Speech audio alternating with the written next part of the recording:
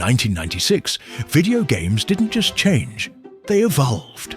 Before open worlds were normal, before analog sticks felt natural, before 3D movement made sense, there was Super Mario 64. This wasn't just another Mario game. This was Nintendo asking a question no one had answered yet. What does a video game feel like in 3 dimensions?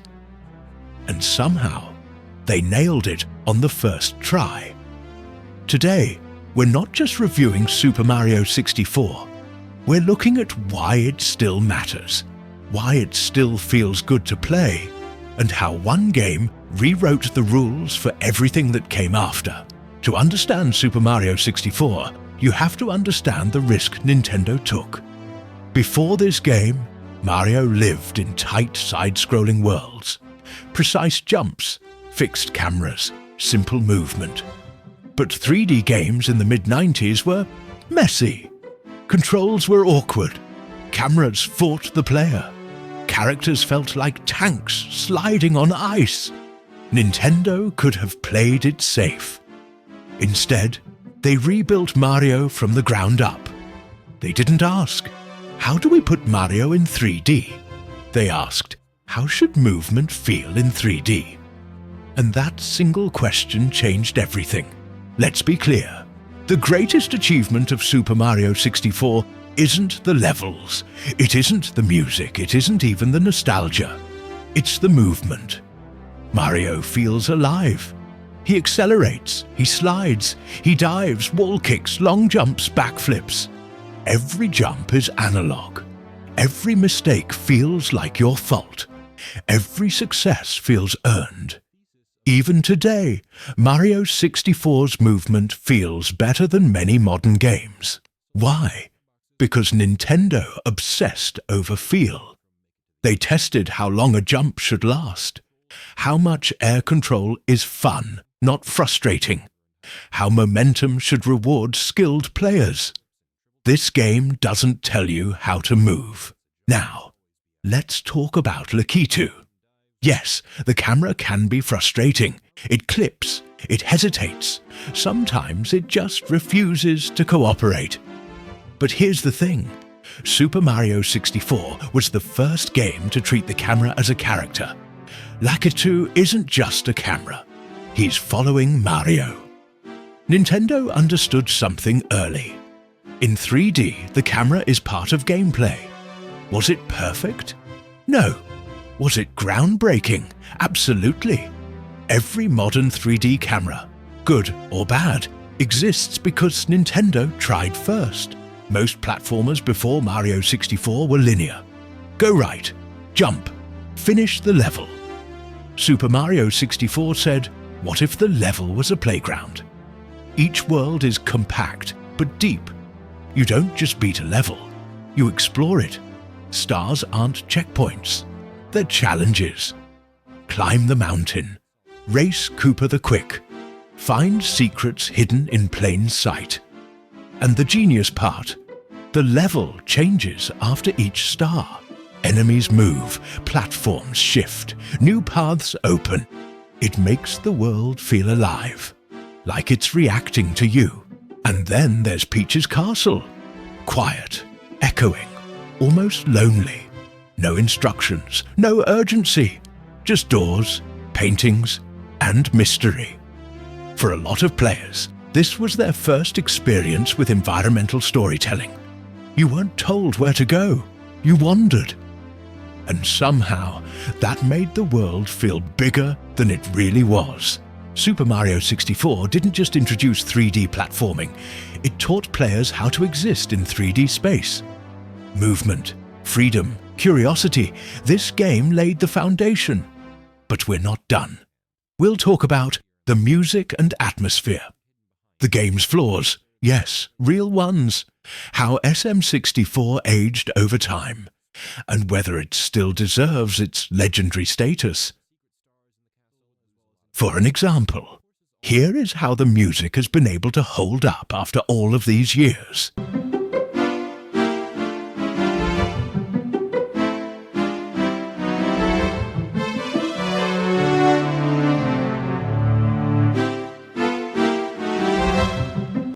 worlds, stars and level design, and dark, creepy Bowser stages. Every world feels different, every world feels memorable, and every world feels like it has its own identity. That's why people still remember names like Bob-omb Battlefield, Womp's Fortress Cool Cool Mountain, Big Boo's Haunt, Dire Dire Docks, Tick-Tock Clock, Rainbow Ride. These aren't just levels, they're gaming landmarks. One of the most genius things about Super Mario 64 is how the game structures progression through stars instead of linear levels. Every world isn't just a straight line, it's a sandbox. You're not just running from point A to point B. You're climbing, exploring, solving puzzles, experimenting and discovering secrets on your own terms. Each painting world has multiple objectives, and the environment changes depending on the star you select. For example, a mountain might have a different enemy placement. A platform might move. A character might appear or disappear. A new path might open. This made the game feel alive, like the world was reacting to your actions. And the level themes are iconic. You've got bright grassy hills, haunted mansions, fire lava worlds, icy snowlands, underwater ruins, sky platforms, clockwork levels. Now let's talk about the difficulty, because Super Mario 64 balances it perfectly. The game starts off easy. It teaches you how to jump, how to move, how to aim, how to control the camera, how to fight enemies, how to explore. But as you progress, the game slowly increases the challenge. You start dealing with moving platforms, disappearing floors tighter, jumps, precise wall kicks harder, enemy patterns and more complex puzzles. And the best part, the difficulty feels fair. When you fail, it's not because the game is cheating you. It's because you mistimed a jump, you misjudged a distance you rushed, or you didn't plan properly. So when you succeed, it feels earned. And that's the magic. You don't feel frustrated, you feel motivated. You want to try again. You want to improve. You want to master the controls, Bowser levels, and boss fights. The Bowser levels are some of the most iconic parts of the game. They're dark, they're intense, they're linear, they're challenging. And they feel different from normal levels, like you're entering enemy territory. The music changes, the atmosphere changes, the tone changes. You know it's serious. And Bowser himself? He's simple, but legendary. The mechanic of grabbing his tail and spinning him into bombs was unique, creative, skill-based and memorable. No button mashing, no cheap tricks, just timing and precision. Each Bowser fight feels more intense than the last. By the final battle, it feels like a real climax. You've grown, you've improved, you've mastered Mario's movement, and now you're ready. Music and sound design. The music in Super Mario 64 is timeless. Every track fits its level perfectly. You've got peaceful music, adventurous music, creepy music, intense music, relaxing music, heroic music, and they all stick in your head. Even people who never played the game recognize the themes. That's how iconic they are. The sound effects are also legendary. Mario's jumps, his voice lines, coin sounds, star collection sounds, enemy sounds. Everything feels satisfying.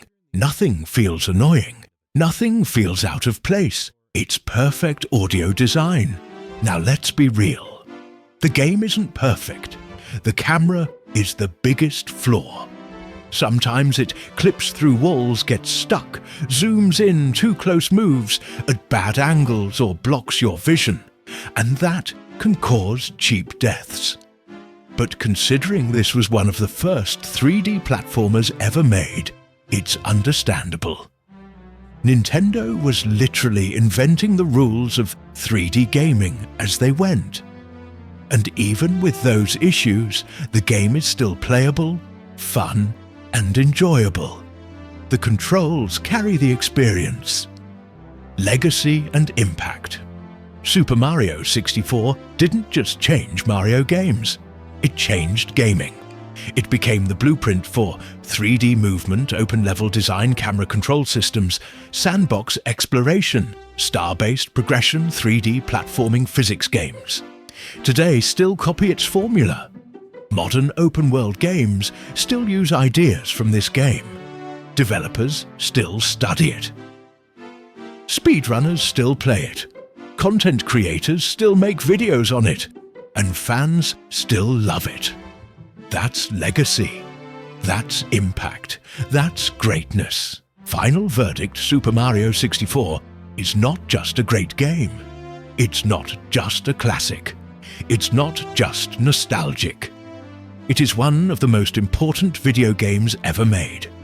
It introduced true 3D movement sandbox exploration, open-ended objectives player freedom, skill-based platforming and immersive world design. It set the foundation for modern gaming.